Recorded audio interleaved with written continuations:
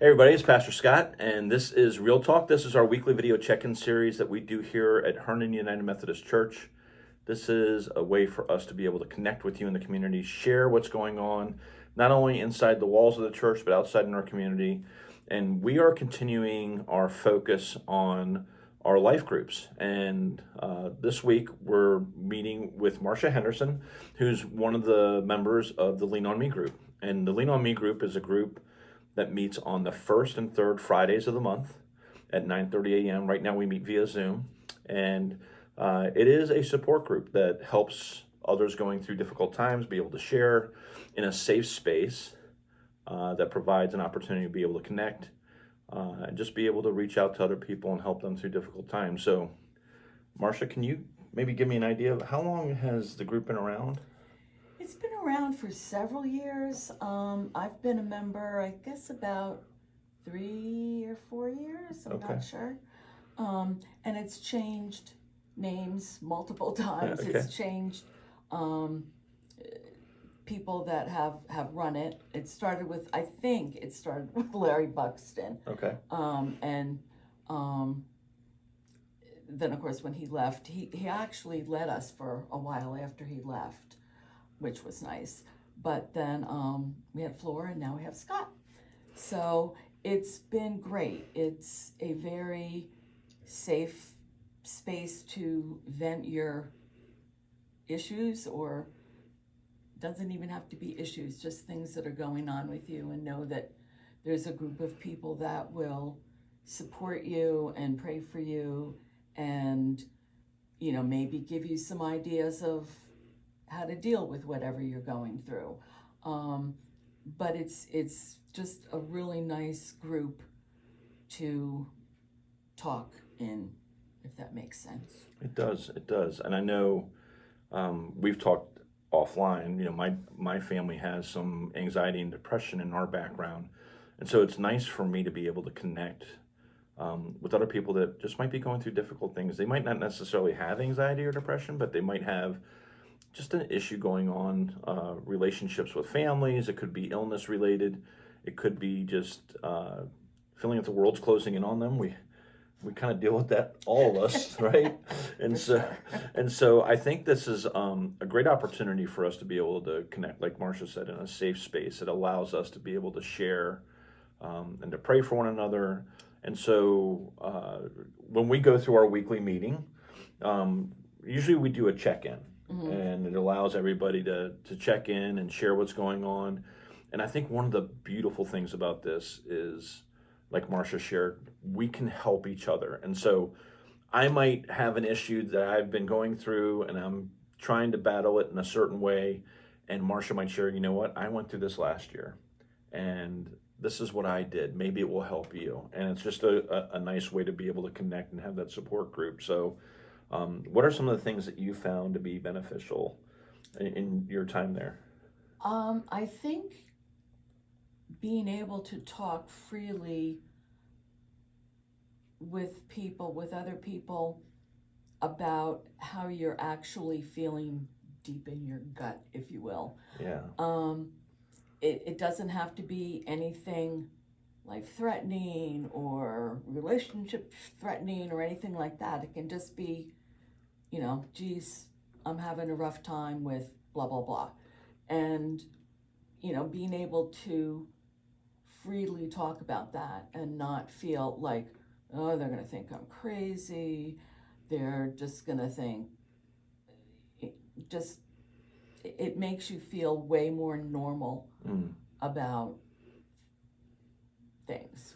Just knowing that other people are going through similar or... Yeah, or even if not similar, they'll listen and they'll understand how you feel.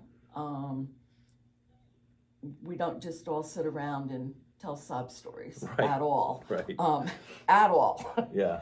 But, you know, if someone has something really bothering them, everyone will, you know, say, you know, I'm praying for you, or, you know, here's some information I got when I had some issues similar, or whatever.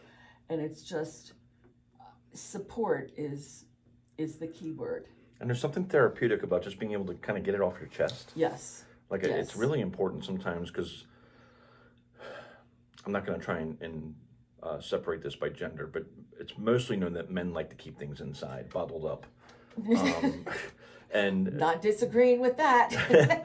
But I think it's really all people, men and women, can sometimes bottle things up, and that makes things a little more difficult and how to deal with it. And that stress that is just brought inside makes things really, really difficult. And, just, I think it's really important to get that off your chest. So once we go around the room and we talk about, each other's lives and what's going on, we usually try to do something different. We've done some things with some strength finders, and we've talked about the 3 different tiers of friendships that you can have, and just trying to find ways to connect with the people that really fill your bucket, as opposed to those that take from your bucket and don't put anything back in. Pour it all out. Yeah, they dump their bucket on you without helping you unload your bucket. And so one of the things we're going to be doing relatively soon is I'm going to be having Mark and Talisa Ernstman come in and do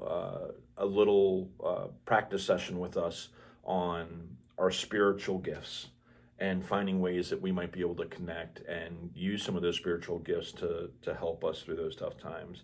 And then at the end, we pray. And we pray for each other. We pray for those in our community. We pray for those that maybe couldn't be at the meeting. But I think it's a really important group for a lot of people in our community. There's the stigma that they don't want to open up, and there's concern about that. I will share this is a safe space. The only people outside of this group that know what's going on is Pastor Jonathan and myself. We talk about things and how to maybe help manage some of these situations if necessary. So I think one of the great things about this group, though, is it's really diverse. We have men, we have women, we have those that are younger, we have those that are older, and we have those that are working, those that are retired. I really think it's a special group. And you have that intergenerational group where you can connect and be able to share and be able to just love on one another. I think it's really important. So, Marcia, is there anything else you want to share with those that are watching or listening about Lean On Me? The only thing I would add is the group makes it more normal to have depression and anxiety. You don't feel like, in my particular case, I'm married, I have wonderful children, I had a great job, have a good house, blah, blah, blah. You don't have to have life-threatening things going on. You can just feel wonky and talk to other people about it, and they're like, well, yeah, me too, or whatever. It's normalizing, which is, I battled with that for years and years and years, even as a nurse. And I think one of the beautiful things is, I think Debbie Borden was one of those things that said she realized that it was okay to not be okay. Yes. And it's okay to not be okay in this group, and be able to have those conversations, be able to learn from each other, be able to maybe receive some feedback from somebody like, oh, I dealt with this, and this helped me, maybe it will help you. I just think that's such a beautiful ministry that we can have for each other as well. Yeah, for sure. And so, anyway, life groups are an important part of who we are in the church. It's not always Bible study and worship, but there's ways that we can get connected through interests, or through geography, or through the days of the week we meet, or just through our life circumstances, which is what Lean On Me is there for. So, Marcia, thanks so much for joining me. Oh, you're very welcome. My pleasure. And if anybody wants to join Marcia and I, the first and third... Feel free to call if you want any information without giving out names. Yes. And the first and third Fridays of the month, we meet via Zoom. You can send either of us an email. Mine's probably easier to remember, scott@herndonumc.net or .org, either one. Or you can reach out to the church office. But until then, we hope that you get an opportunity to come visit us. We'd love to see you. We'd love to be able to have you part of our group. So without that, I don't have anything else to say. Do you? You All neither. right.